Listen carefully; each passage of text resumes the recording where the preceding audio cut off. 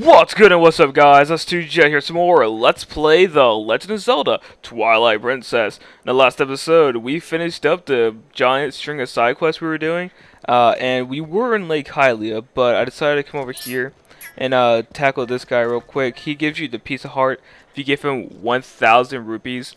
The best place to get help with that is Agatha's castle. Conveniently enough, I had like almost 600 rupees, so I just grabbed like few rupees in Lake Hylia, came over here. But now we're actually heading over to Lake Hylia. If we still had about 600 rupees, we could buy the magic armor, but we're going to worry about that later.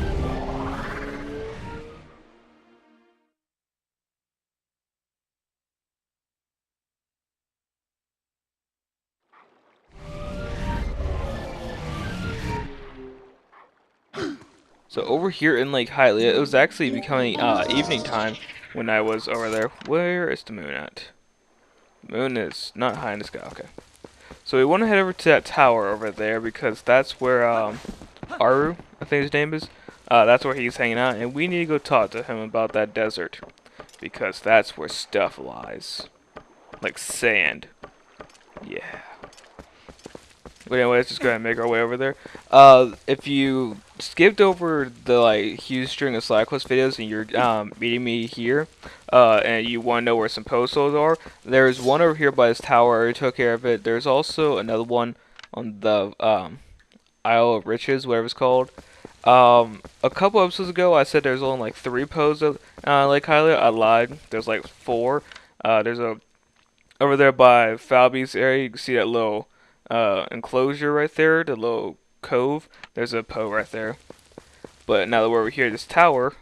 One time I was playing this game and I pulled a bomb, and during the cutscene that's about to happen, the bomb was just sitting there. I think either I jumped off the tower after the cutscene and it blew up there, or it blew up and knocked me off. I don't remember, but climb up the tower, and there's our man, the man of the hour.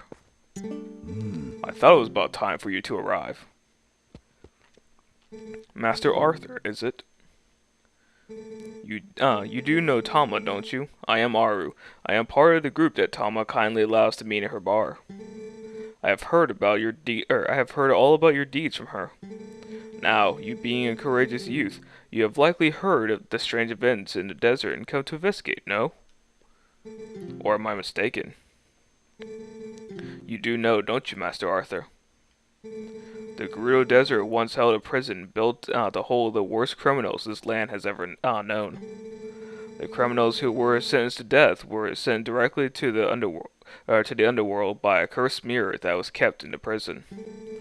Now that prison is condemned, and even the road leading to the desert is impassable. This desert at World's End, it still holds the cursed mirror and the malice of doomed inmates. These old bones know that the evil currently plaguing Hyrule is related to this wicked place, so I have come to learn. Master Arthur, I must ask, what will you do now? Don't tell me you plan to enter the desert and confirm my suspicions with your own eyes. Ah, is that so? Then let good old Aru help you out. You see Lake Hylia below us. A man named Fire runs an amusement ride of sorts there. Give him this. And we got Aru's memo. See, long ago, I saved this man, Fire's life, and now he cannot refuse me if I ask a favor. If you leave the rest of Fire, all should go well. Alright, so let's go ahead and equip the Zora armor real quick. You don't have to do this, but it's going to make things easier. Jump off. Let's just go ahead and swim over towards it. So you could just alternately dash, but swimming seems to be a little bit faster. And we need to go over to Fire. Put that there. Swim. But I do promise that this episode we are continuing story because got rid of like most of the side quests that I want to take care of. So put the hero clothes back on. Ignore Plum. Or yeah, there's Plum. Ignore him. Hey, Fire! I got something for you.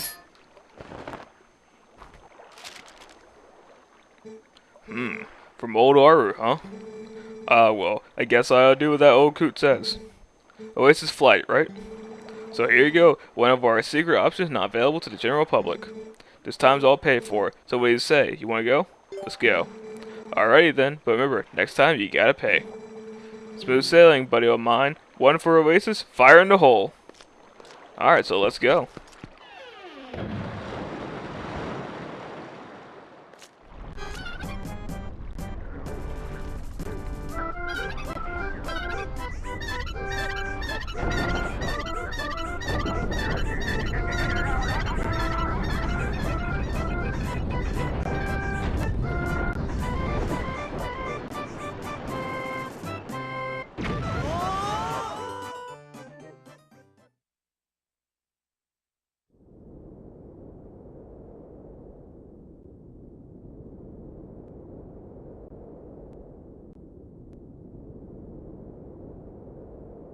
Wait.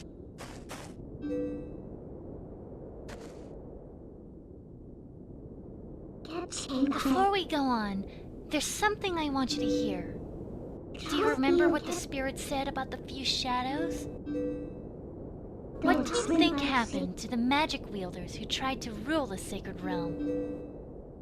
They were banished. They were chased across the sacred lands of Hyrule and driven into another realm by the goddesses.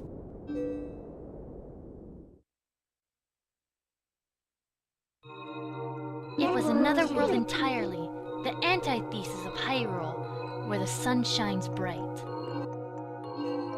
Its denizens became shadows that could not mingle with the light. Eventually, most came to call it the Twilight Realm, and from it, none could return to the world of light. They were forever doomed to live in the twilight, flitting in the half-light of dusk, mere shadows of Hyrule.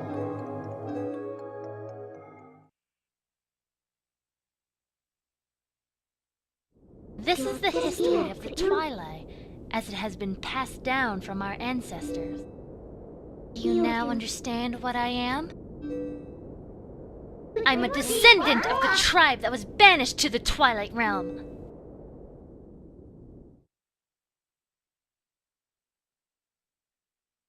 It was a peaceful place, until Zant took control of the Twilight Realm and transformed all the Twilight into shadow beasts.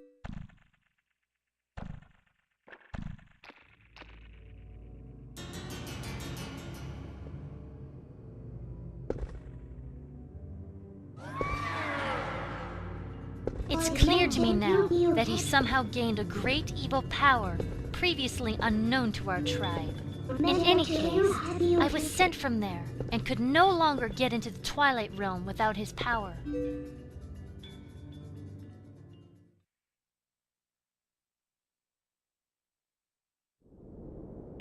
But there's another tale told by my people. Though the goddesses forbade us to return to the world of light, they left one link between the light and the darkness.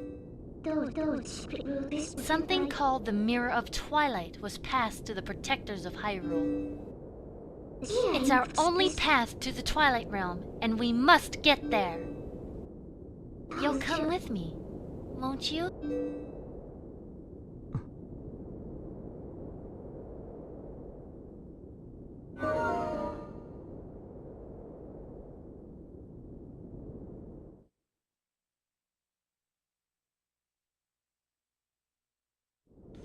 I always had a feeling that Midna was something from the Twilight Realm, but she really is a descendant of those that was banished to the Twilight Realm. So welcome to the Gerudo Desert. Far different than it was in Ocarina of Time. I need to check something real quick. Okay, yeah, Hero Shade's over there, so I did do that. Alright, so this place is massive. There's a lot of trenches and all that. Let me go ahead and get my claw shot out. And let me just put normal arrows. So we see something off in the distance over there. Here we have some Moldorms. I believe those are enemies from A Link to the Past, actually. But we have a giant slab over there in the distance, so we'll make our way there. There's a lot of grottos, a lot of post holes, but there's only 2 collectibles that I'm really going to get, since I have the reward for the post holes, which was the empty bottle. I probably won't use that Ferris tier ever. Something to note is if you get the Moldorms here on land, they cannot like flee or anything, because you know they're sand creatures. That only makes sense. But as when we go to a new world, we can also use a claw shot on them. But as when we go to a new part of the world, you can see right there we have more golden bugs. These are the last two golden bugs we'll get. It's not entirely true, but the last two pairs we'll get for right now. The one we got in the Sacred Grove, the snail, we'll worry about getting that later. So, give me. And we got the male dayfly, or dayfly. What's a dayfly? I know a dragonfly. Ooh, that's a trench. There are peahats flying around all over the desert, and they'll help you get around. You can also roll out of the way, and the Moldorms most of the time won't hurt you. Although if they do fall down that gorge, it's death. We have this thing right here we can't do anything with, but you want to remember this for later. This will come in importance a while from now, actually. But you want to keep this in mind. Here's... Oh, in this trench, I believe it's the furthest back one we want to go down. I want to say it's the second one right over here. Jump down. Go away, Moldorm. Where are you at? Ah, there it is. That's what we want. There's the female dayfly. Come here. Come here. Awesome. Now we only have the female snail, I believe it is, and then we're all set. Whoa. That's good. Run from an attacker and hit the wall. Yeah, that's very smart. Ow. So when we get up over here, when we get our claw shot out, we want to claw shot right there. Oh no, is it becoming daytime? Or like it's nighttime getting ready to set. Ah, it totally is. Oh crap. Welp. That's why you don't do that, kids. It's easy enough to get back up there. Whoop. Jeez, the day and night cycle goes by pretty quickly. When we get back up here...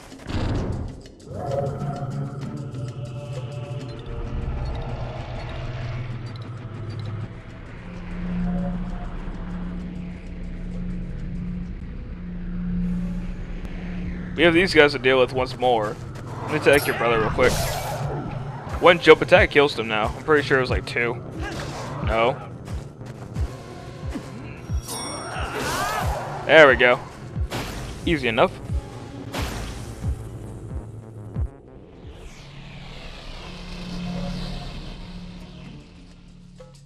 I'm kind of sad that the daytime is about to come soon because what we're heading to next is... What was I saying? Oh yeah, the place we're going to next, which you can see over there, is actually a lot better to do during the nighttime. So it becoming daytime kind of have to be worried. I'm gonna grab his pub because it's right here. Yeah. One Midna charge thing will kill it instantly, and that makes it another postal. Well, that's 24. Yes, it is. Actually, let's stay wolf. So let's go ahead and investigate this. What is this thing? Let's go ahead and warp. So I'm pretty sure you know where this giant slab goes, but if you don't, there was something else taken from us a while back, whenever we bombed a bunch of rocks.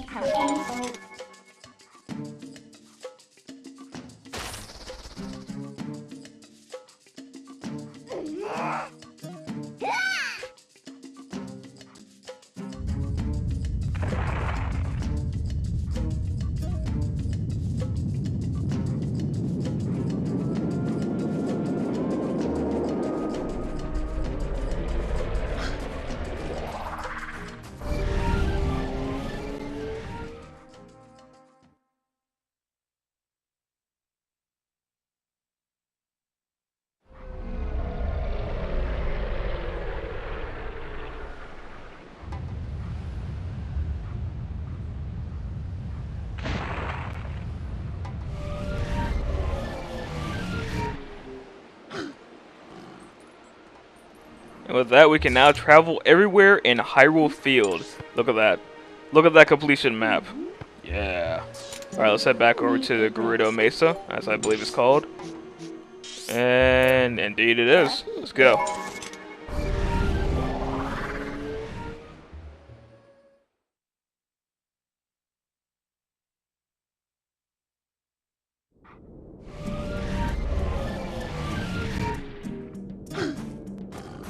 back here in the Gerudo Desert, we need to be quick about this. This is actually the one time in the game that I would actually recommend using the Hawkeyes, because it makes the next area we're going to really fun. Daytime is coming. That's gonna suck. But let's see if I can do it quickly. If not, then I'm not going to hit it off. I always come here like when nighttime too. With the daytime, it makes it much easier to be spotted. That's why I'm kind of upset about it. Got him. The one thing about shooting him though is it'll alert these guys, which they don't seem to be alerted.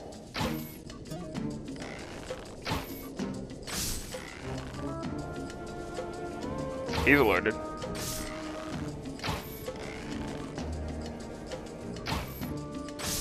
Got him. Alright, let's go ahead and head forward. This is really gonna suck. There's a bunch of rupees and chests and stuff around here, as well as the postals. But, you know, actually it's probably smarter to travel in the desert at nighttime, because during the day it's like really hot. Die. But like under these posts and stuff, there's lots of rupee chests and whatnot. This is gonna be frustrating. Take that out. Hey, look, a chest right here. Let you not have rupees. Oh, it does. Never mind. Oh, we need one of those boars. I believe they're actually called bobos, something like that. I'm still calling them boars because that's what they are. Come to me. Now they actually work similar to Epona, but in a sense that when you dash, it's like this. The mad dash. You can't do anything. You can't use your sword while on them. So there's a few limitations to them. Aww. I was hoping to actually like crash into the wall. Over here, since we're not going to be doing this at nighttime apparently, over that way, just past the Hero Shade, is a postal. There's actually 3 postals in the coming area. Yep, new recording session. Let's go ahead and take these out. Hey, look, more rupees. Jeez, bunch of blue rupees. What's in here, 20? Oh, arrows. There's the not rupees. So let's go ahead and go talk to the Hero Shade once more, and we're going to learn my favorite ability from him.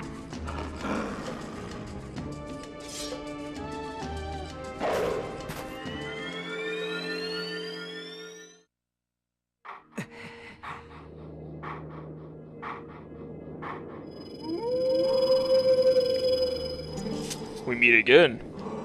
At last, the skills I have to teach you have entered the realm of true secrecy. They are forgotten ways that do not leave our bloodline. Among the techniques I shall be teaching you are some that may even endanger you. Do you feel ready to learn these skills? I do. Very well. But before we begin, I must test you to ensure that you have mastered the last skill I taught you, the Helm Splitter. Now then, come at me! Now the Helm Splitter with shield attack, and then attack quickly, and poke.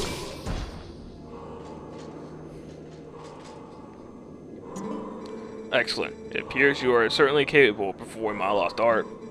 Very well. My 5th hidden skill is the Mortal Draw. Let it be hewn into your mind.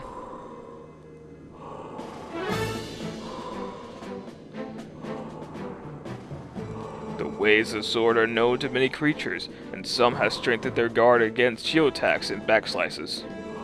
Should you encounter such a foe, the Mortal Draw that I am about to teach you is most effective. You must sheathe your sword and cast aside the most basic of sword skills, the L target. You must wait until your foe is upon you. Then, before the foe can see through your ruse, you must quickly draw your blade with A. There is no defense for this. The Mortal Draw deals death. Very well. Now try it. So this one is so much fun. You put your sword away, and right before you go to attack, draw.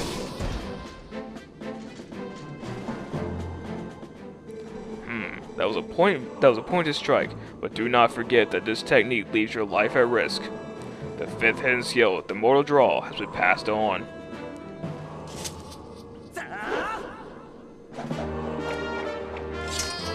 So we've learned the Mortal Draw. Sheathe your sword, await your foe without auto-targeting, and strike. There are still 2 hidden skills for you to learn. Do not neglect your daily sword training between now and the time we meet. Yeah, the time you come to learn the next. May we meet again.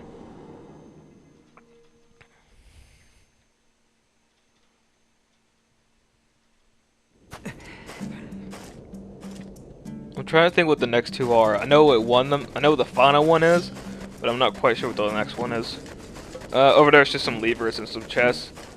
But we're at a decent area, so I'm going to go ahead and end it off right here. Next time on Let's Play The Legend of Zelda Twilight Princess, we're going to go ahead and go raid some Bulblin base area at the foot of the next dungeon. So I will see you all next time.